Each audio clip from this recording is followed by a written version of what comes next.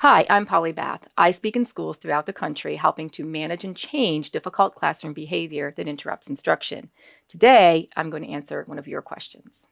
I have a student who saw another kid getting rewards for their behavior chart, so now he's mimicking the behaviors and asking for his own chart and rewards. How do I address this? Well, first of all, I'm not a big fan of behavior charts and rewards. It's just something that we've relied on for a quick fix.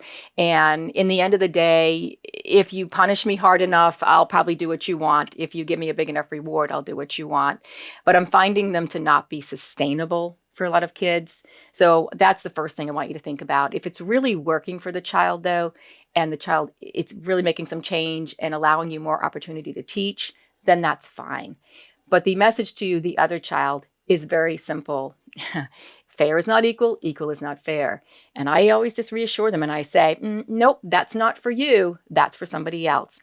That's not the way you're going to do it. But they've got to learn that there's a difference between equity and equality.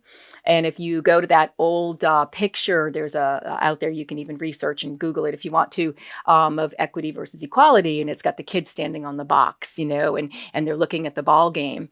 And if you've seen this, it's really powerful because it'll have the kid who needs the box to stand on to see the ball game. And it also has a really tall kiddo who doesn't need a box to stand on. It's a really simple visual to teach kids that if you don't need a box to stand on to see over the fence, then you don't get one.